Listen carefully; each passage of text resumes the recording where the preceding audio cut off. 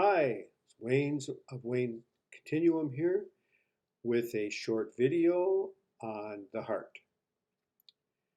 Practical understanding, not so much of an exercise, but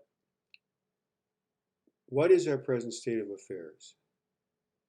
We are conditioned, everybody's conditioned by the times that they grow up in. We are conditioned by the scientific paradigm.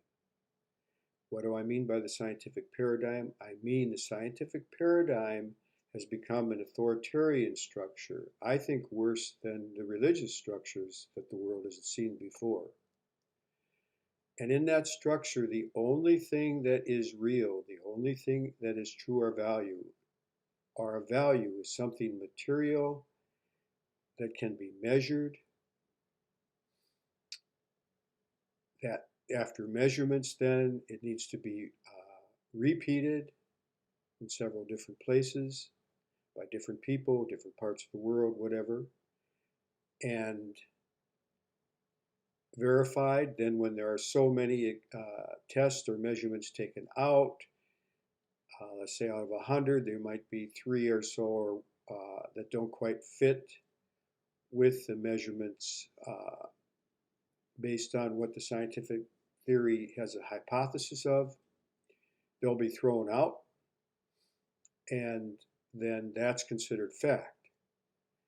So the problem is there, though, that paradigm has set itself up as the authority and determining what is true, what is not true, and governing our lives in that way. But worse than that, we have unconsciously given our allegiance, or we've unconsciously fell under the spell of that authority.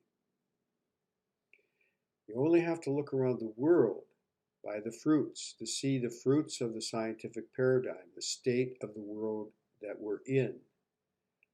We have lab-grown food that they want to feed the population now.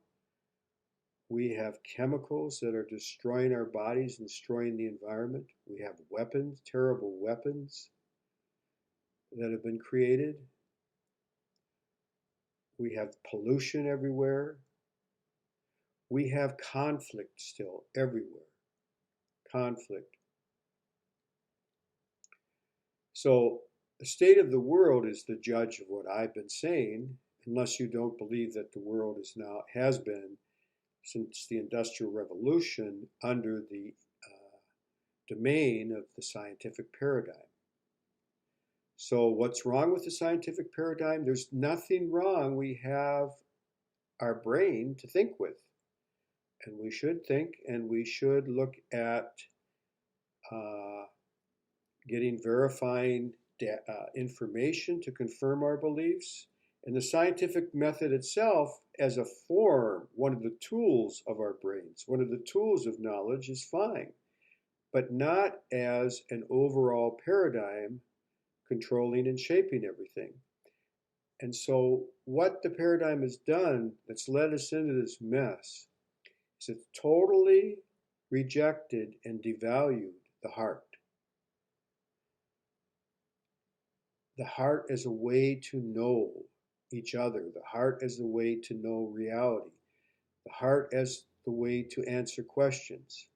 The heart is something of value to move into.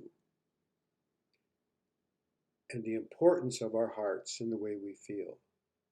And the importance of our hearts as we relate to nature, as we relate to our bodies, as we relate to how we are going to conduct our lives, and as we relate to the nature of reality. And that's certainly a problem, because whether it be the millions of people who have been revived by the miracles of science from near-death experiences, who report experiencing a tremendous love. And through the mystics and religions that say that love is the true basis of reality, then we have this reality here that we're all living in.